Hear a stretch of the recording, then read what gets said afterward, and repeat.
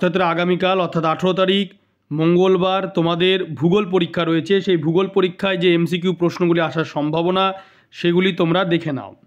যে প্রক্রিয়ায় first MCQ, যে প্রক্রিয়ায় বিভিন্ন প্রাকৃতিক শক্তি ভূপৃষ্ঠের ওপর কাজ করে ভূমিরূপের পরিবর্তন ঘটায় তাকে বলে, 4টি অপশান রয়েছে এখানে। সে 4টি অপশানের ভেতরে উত্তর হবে তোমার বহির্জাত প্রক্রিয়া।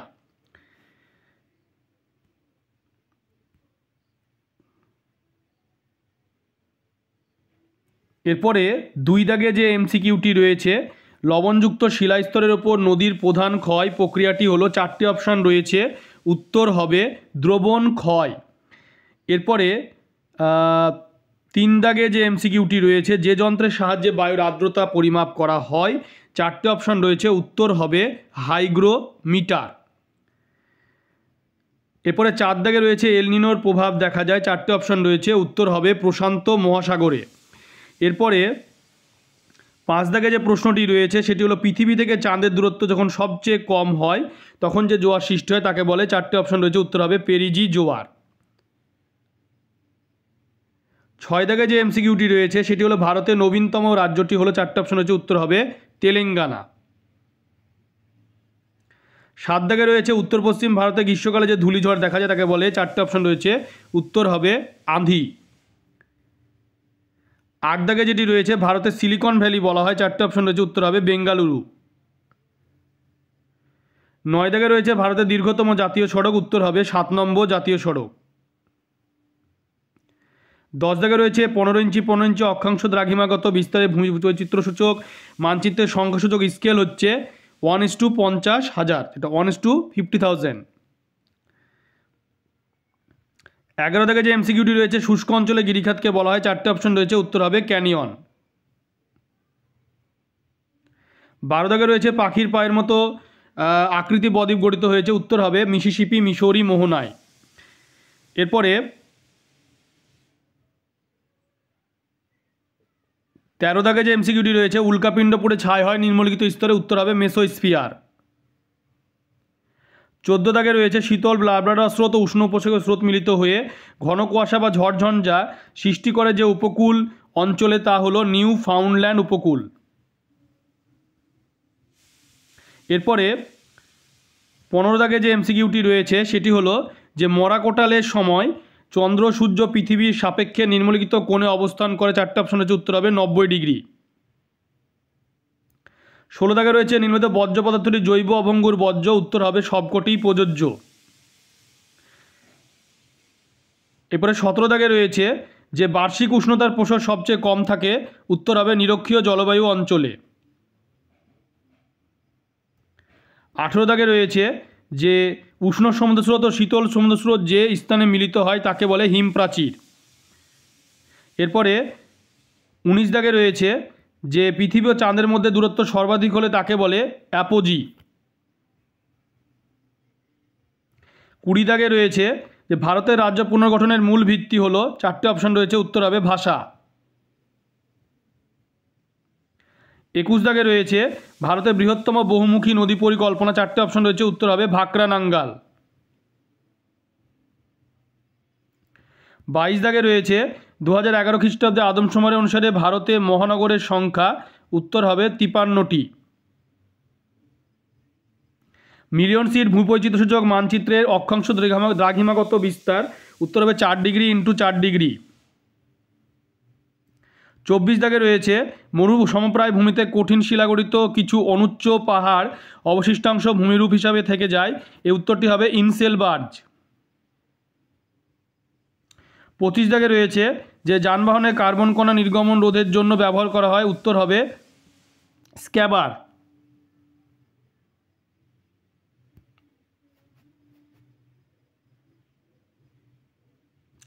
26 দাগে রয়েছে ভারতের সর্বাধিক জলসেচ করা হয় যে পদ্ধতি সেটি হলো, উত্তর হবে কূপ ও নলকূপ।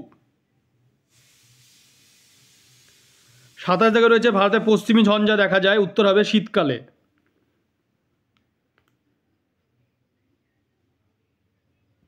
28 দাগে রয়েছে সামুদ্রিক লবণাক্ত বাতাস প্রয়োজন হয়, উত্তর হবে ইক্ষু চাষে। এরপরে 29 দাগে রয়েছে টোপোগ্রাফিক্যাল মানচিত্রের সমোন্নতি রেখা অঙ্কন করা হয় যে রং দিয়ে তা হলো বাদামি। 30 দাগে রয়েছে বাদামি। 30 দাগে রয়েছে মৌসুমী বিস্ফোরণ প্রথমে দেখা যায়, উত্তর হবে কেরলে। 31 দাগে রয়েছে ভারতের কেন্দ্রীয় কফি গবেষণাগার অবস্থিত, এটা হবে চিকমাগলুরে। 32 দাগে রয়েছে পশ্চিমবঙ্গের সর্বাধিক গুরুত্বপূর্ণ তথ্য প্রযুক্তি শিল্পকেন্দ্র, উত্তর হবে সেক্টর 5 সল্টলেক।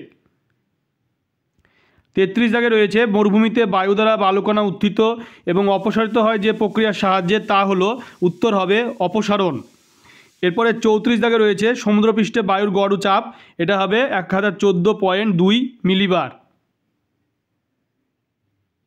35 দাগে রয়েছে কোন স্থানে মুখ্য জ্বর ও গৌণ জ্বরের মধ্যে সময়ের পার্থক্য, উত্তর হবে 12 ঘন্টা 26 মিনিট।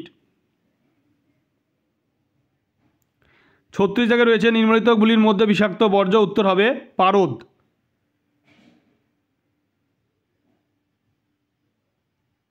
37 দাগে রয়েছে ভারতের কফি উৎপাদনে প্রথম স্থানের রাজ্যটি হলো, উত্তর হবে কর্ণাটক। 38 দাগে রয়েছে ভারতের বেসরকারি উদ্যোগে বৃহত্তম লৌহ ইস্পাত কারখানা, উত্তর হবে টাটা আয়রন ও স্টিল প্ল্যান্ট।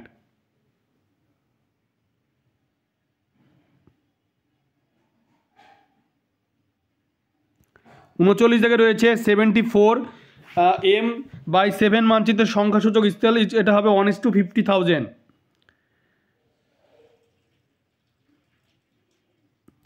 40 দাগে রয়েছে ক্যারিবিয়ান সাগরে ঘূর্ণিঝড়, উত্তর হবে হ্যারিকেন।